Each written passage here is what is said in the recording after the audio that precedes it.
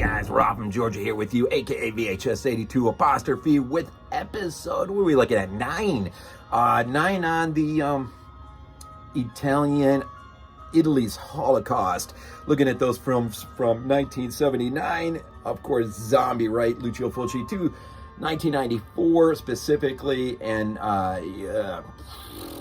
Della Morte dell'Amore, of course, Michele Soave's, maybe his masterpiece of filmmaking right there, although I always will consider his Stage Fright, 1987, to be, I think it's the greatest slasher ever. I love that movie, and that might be somewhat heretical or blasphemous, considering I do have Halloween representing here because it is Halloween. I'm actually doing all 3 reviews. I dropped one for Space 1999. I got this going, and of course, Body Bags. But generally, I do my reviews on the weekend. But I figured I had a half day today, and so I figured let's do all 3 reviews compact together real quick so I can say Happy Halloween. Now, this will drop on Wednesday, so we're just a few days after into November. And I know I do believe I dropped the last one last week. I'm trying to go every 2 weeks on these, so I may just go ahead and adjust my schedule in either drop the next one next week or just go ahead and 2 weeks from now. So anyways, so it is Halloween, October 31st. Happy Halloween.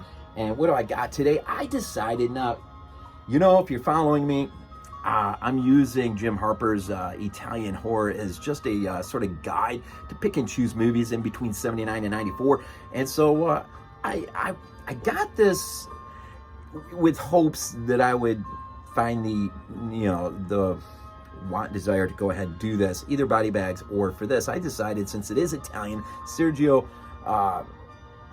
Martino, right? Sergio Martino, The Great Alligator. From when is this? 79, yeah, 1979. So from the first year we're looking at comes The Great Alligator. Richard Johnson, Mel Ferrer, Barbara Bach is in this. A couple of these actors had already worked with Sergio on The Island of the Fishermen. And so here they are working on this, really what is riding the coattails of Jaws. And who isn't from 75 forward, right? But Code Red put this out, and I don't remember this being unreasonable. I think this was a pretty cheap price. But anyways, it is it works off a 2016 HD master with extensive color correction, and it's got some. It does have some good features on here, including an interview with Sergio Martino and a few other things here with the actors and whatnot. So anyways, it was a first time watch. I've watched it, I want to say 2 or 3 times since I got it. And I do have a few thoughts on this. So this is a fresh Italian film for me. Not completely new to Sergio Martino, of course, but new to this one specifically. And I'm not sure where I'm going to go next. I might actually go Bava's Devilfish, only because Jim Harper takes a swipe at the creature effects there, and so I'm just maybe I'll go there. And for some reason, he does not include Killer Crocodile, which comes in 89 and 90 respectively. The first one and the sequel, which is helmed by Gino De Rossi. And so I don't know. I may include that, even though he doesn't for whatever reason. I don't know why he doesn't. But anyways, I'm gonna talk about this for a minute. The Great Alligator, Sergio Martino, 1979. Again, Barbara Bach, and I just want to run down this list real quick of some of the main actors, actresses in here. Of course, Barbara Bach. We know her from Force 10, from Navarone, from 78, right? Claudio Cassinelli plays Daniel. He was in Murder Rock, Fulci's film from 84, and so he is a journalist there to do an extensive photo shoot of a famous model. And Alice, played by Barbara Bach, of course, is an anthropologist, and the two of those will sort of team up on what's happening here. Joshua Mel Ferrer, of course, Nightmare City, played the general from 80. He's sort of the guy in charge of this resort. I'm going to get into this in a second here. His henchman, I think that was his henchman, Peter. Romano, Puppo from Zombie 4 Afterlife. So you got some good stuff here, man. Bobby Rhodes is in this thing. Of course, Demons 2, right? He plays Joshua's foreman. And then Silvia Collatina, Menu. Oh yeah, the girl from House by the Cemetery, who warns our favorite Bobby, right, of the horror that awaits. She's May there in House by the Cemetery. She's in this, and she's got a pretty big part. And this comes a year before House by the Cemetery, so we see her a little bit before. But man, she's fun to watch in this thing. And of course, man, our resident hermit cave dweller, missionary, Richard Johnson, man. Of course, 1979, zombie, Dr. Menard. And then, of course, we got a score here from Cipriani. Of course, he did Bay of Blood for the great Mario Bava. George Eastman does the story, writes the story, which is freaking awesome. Our cinematographer, of course, did Torso, amongst many others. And the creature effects, specifically the alligator effects, weren't bad. He also worked on, in part, the mechanical effects on Alien, which was cool, and as well, Woman in Lizard Skin. So he had worked with Fulci, which is pretty cool. So the great alligator, man. So basically, in short, what you have here is, I don't know, the opening scene, man, shot, you see a helicopter flying over the jungle. This is an island. This is a jungle horror, island jungle horror. You got this guy, Joshua, who plants this Western European resort in the middle of this native area, right? Clears out the woods, plants this resort. He's starting to sort of give the natives really have one of two choices: either join with the project or seclude themselves deeper and deeper and deeper into the jungle. But it's so it's really this movie. And so, anyways, his incursion into virgin territory, which is the metaphor for why we should not tread on certain places, and so he will awaken the spirit of a demon, I guess, but it really is the great alligator.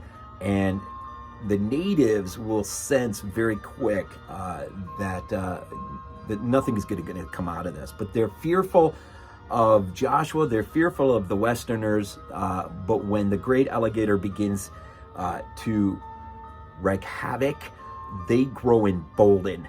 And this is, man, this film, I don't want to give that much away, but this brings something a little different. You're sort of riding the coattails of Jaws films. This brings something a little bit different, and that difference really comes at the climax of the film. You really got two movements here that are working by the end of the film to close in on these Westerners. And you just have this sense, there's a lot of dread. Cipriani's score, man, there's a lot of dread hanging over this film as you're moving through, and you just know you're building to something. And some would think the end might be a little anticlimactic. I don't know. It really didn't go for the jugular in this sense, but it still is. It is a little bit unnerving in how these two forces will ultimately work as a pincher to just sort of trap these Westerners in, and then just begin to destroy them. And so, of course, it leads to an epic climax. And I thought everyone in here was a lot of fun to watch. Those playing the natives, Jim Harper, one of his criticisms was they were a little bit of a carbon copy, stereotypically. How, I don't know, I really don't. I thought they were fine in terms of the story and where the story was going. I loved Richard Johnson's character when our heroes, Daniel and Alice, find him up in his cave and try to reason with him and understand exactly what it is they're dealing with here. He plays it's too bad he didn't have a larger role, but he plays a pretty fun role. And just as, and so, I mean, there's a few things that do happen in this film. I really don't want to give it away. I want to give you a chance to just go ahead and track this thing down. And if you're a fan of Italian film or just Jaws ripoffs, and I would say this is definitely above your normal Jaws ripoff film.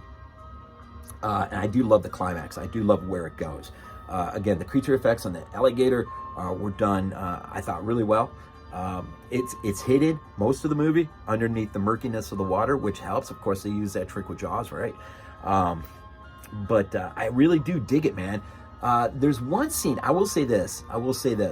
They put up these fences under the water so to let the Westerners be able to have some freedom swimming in these croc-infested waters, to have some freedom to enjoy this resort area. And so there's a scene where you get a guy and a girl who are there. Well, there's a bunch of them out in the water, but they're down under the water and they're next to the fence. And you know what? I thought it would have been a really great moment if the croc would have slowly just come out of the darkness to the edge of the fence line, and they would have just sort of looked at it, but knowing they have a fence between them and it, and knowing that, well, this is a place where there's crocodiles, I would have thought that would have been great if they would have almost sort of mocked this great god, Kruna, I think was what they called him. If they would have somehow just kicked at the fence or did something mockingly, just to agitate the gator even, or the alligator even more, I thought it would have been a great little touch. That doesn't happen. You never really see the gator in that particular moment, and so nothing really happens that particular moment. But I just thought that would have been a nice little touch. Overall, like I said, pretty a good use of the score in terms of invoking dread. And you just know, man, if you've seen any of the cannibal flicks, Italian cannibal flicks, you just know the minute this film begins, we're headed towards not a very good place by the end. And they could have jacked up the gore and just jacked up the ferociousness. It does feel a bit held back, but still, nonetheless, I thought it brought something a little new to that. I don't know if I quite seen something like this, and so I thought it was pretty decent. So here on episode 9, The Great Alligator, Sergio Martino from 1979, riding the coattails of Jaws, and again, who isn't at this point? And check it out, look for it. So just another film in Italy's Holocaust, and of course, Italy was known for a lot of things, and the Last Shark might be the greatest Jaws ripoff of them all. Eventually, I'll get to it. I'm not sure when. So anyways, as always, again, happy Halloween. Hope you had a great day. And just thank you for the support and everything else. As always, go Bills. This is not a dream.